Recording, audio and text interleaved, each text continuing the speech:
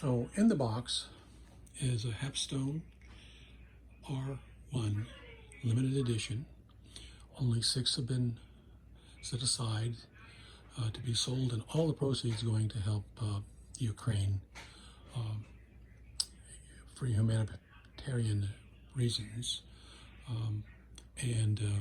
This is number 2 of 6. And I got this, and I was going to do a box opening. I'm sure there's a dozen box openings of the old R1 on YouTube someplace, but in this case I wanted it to be special because of its relationship with the Ukraine and what's going on in the world right now.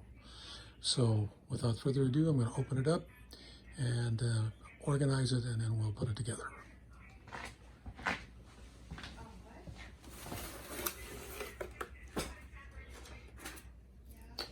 It's very different from an R2 in that everything comes packed in a one-fit box. So we have a base,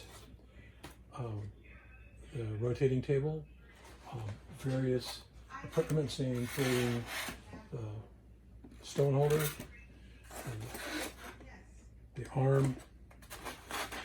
Looks like there's a Gritomatic angle gauge right here, and that all important, let's see, I've forgotten how many millimeters it is. It's 4 millimeter for tightening all the holders and stuff. It looks to me like I've got a screw missing. I'll have to get a hold of it. Oh, here it is. I found it. Rattled out. Thank you, UPS. So it's actually arrived a day early. Oh, it's popping right back out. I'll have to take a look at that. Oh, they're providing you a Sharpie, king size for marching the edges, and it comes with various accoutrements, which include bumper stops and fine adjustment. That's what it says. Oh yeah, here's the fine adjustment with bumper stop, of course, to keep it into the base. And oh, these are the linear bumper stops for the and so I don't know what the scoop is, whether they found these 6 that they hadn't sold, and I don't remember if the R1's even on the regular catalog anymore. Since the R2 will do everything the R1 did, just not as beefy. So, and I'll have my R2 here to show you what the difference is. So, we'll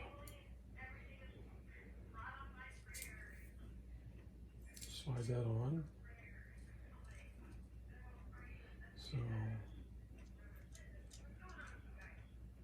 there we go.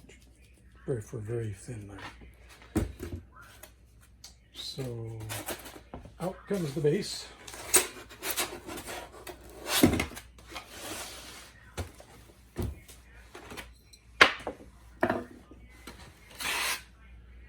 I find it helps if you have something new.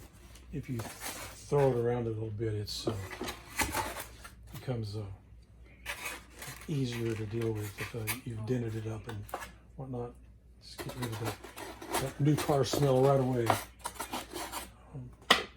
Well, this is a lovely box, but I have a different box to start in, and that's everything, including instructions for the angle gauge. So everything in this one box, weighed about 12 pounds, I think, for postage. So just put that away. So the next step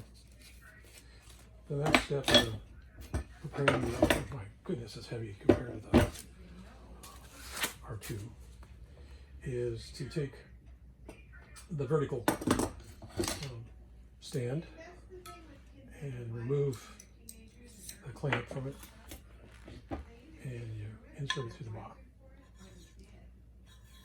Okay, and while holding up on the vertical. You get the play out of this. Lock this down. You don't have to push it. If it's got a little bit of play, it's just dandy. A couple thousandths maybe there, and it turns freely. Now we have a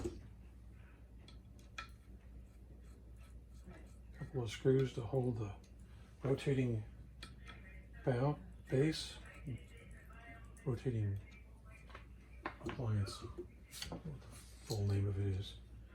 But, and I didn't have to take those screws all the way out. What's wrong with me? I'm not used to working in front of a camera.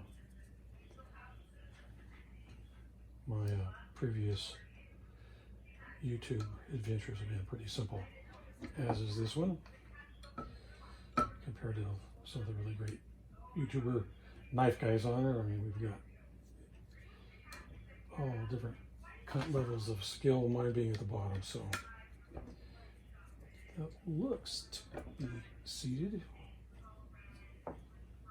And it's got a rubber compression washer under here, which gives it a little bit of go. And we'll turn the over and let's separate these guys. So, and then this is this double one, the double wide one that goes in the middle. Gee, Christmas. We got pretty heavy hands. Oh, it wasn't even close to that sucker. So let's see what we got going on. So I need this screw and add a little cone shaped device right there. It is. And we'll put these guys together like so.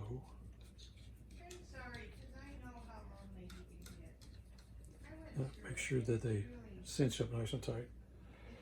And so there it is, boys and girls, almost ready to roll.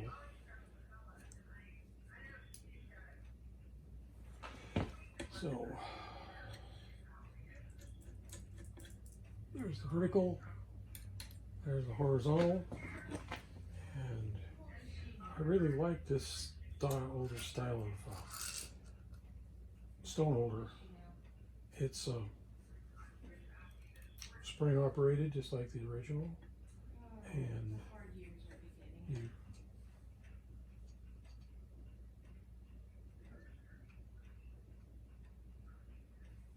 thread it on. I don't know if you can see it. Let me do a little adjustment here. I was trying to set out the picture as much as possible, but let me double check. Oh yeah. So I'm in our craft room, so there's lots of stuff around. Our shop is under construction. It's from our new quarters here in the retirement community.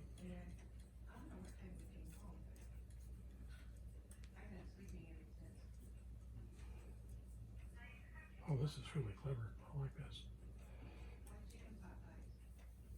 Sure. Oh, I never thought of that.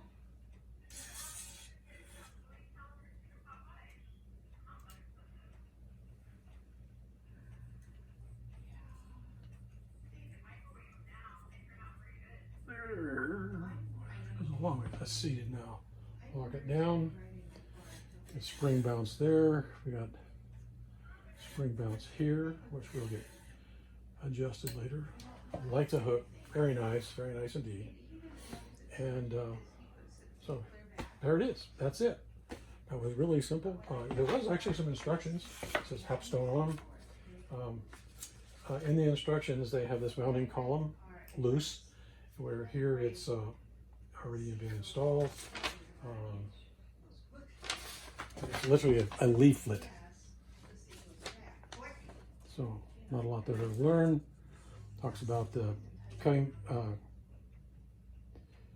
the hunting knife at 20 degrees, hunting heavy knife 25 degrees, fishing 20 degrees, so on and so forth. I think that's very similar to the R2 as far as its information.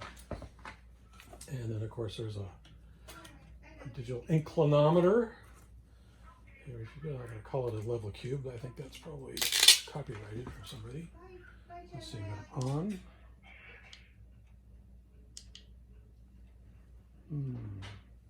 If I were a battery, I would live in here. Gotta have my own. Well, I'll fix that later. We'll do a mini review on that. Plenty of batteries, I just don't want to leave the picture just yet. So what you see right there is everything that comes with the R1 Limited Edition. My serial number is 102 19025. And there's a magnetic gadget there, along with its little carrying case to keep it from scratched up. But this is what I'm going to do. I'm going to move this slightly out of the way, gather all of its stuff together, and set right next to it a standard configuration R2, and you can see how much smaller the base is. I mean, just really not. If I got the back two, I'll line them both up with the back of my little piece of plywood here, and you can see this is the same height.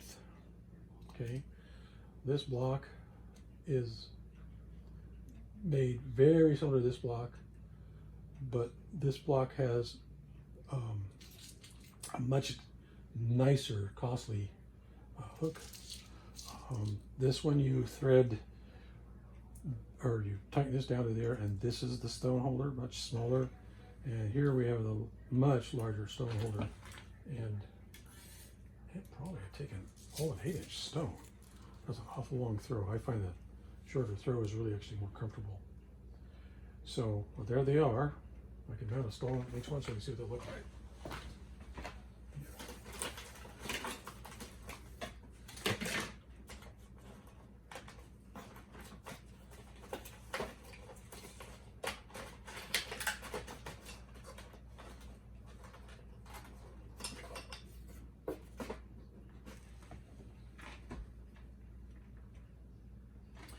So these are Edge Pro stones, and I really like them.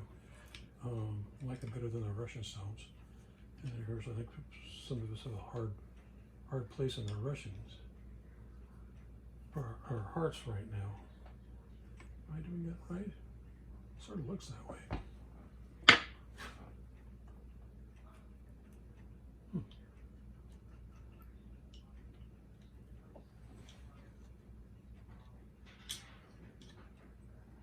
Well, leave it to me. Not quite big enough.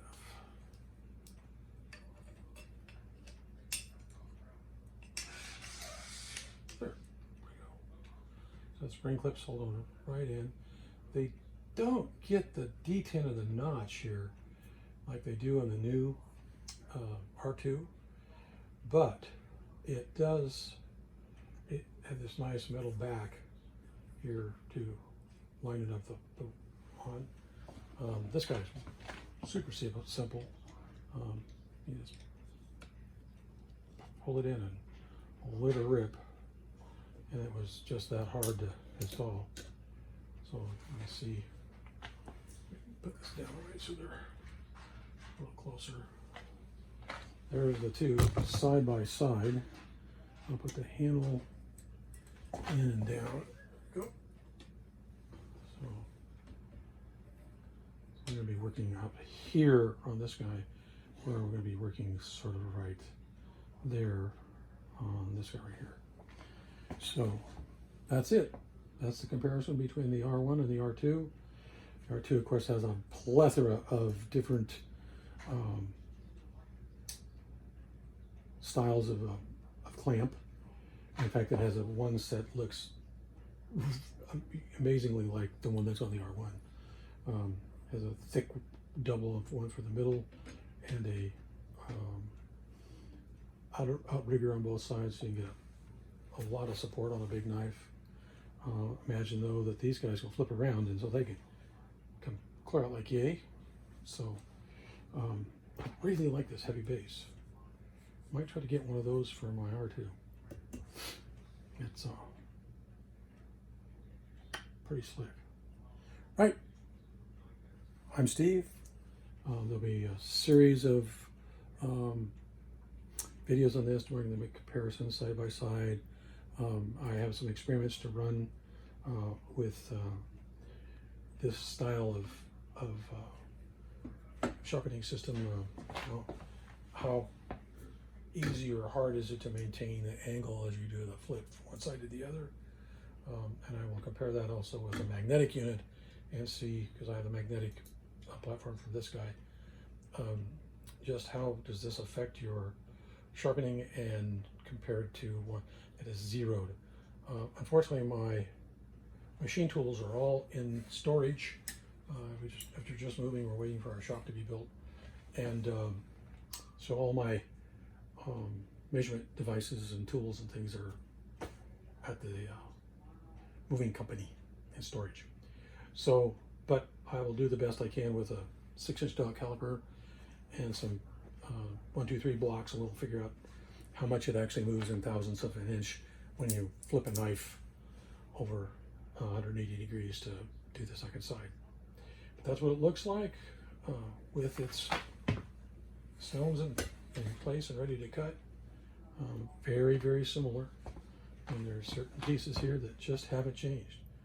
This has a bigger knob. That'd be damned handy. The linear bearing sort of looks and feels the same.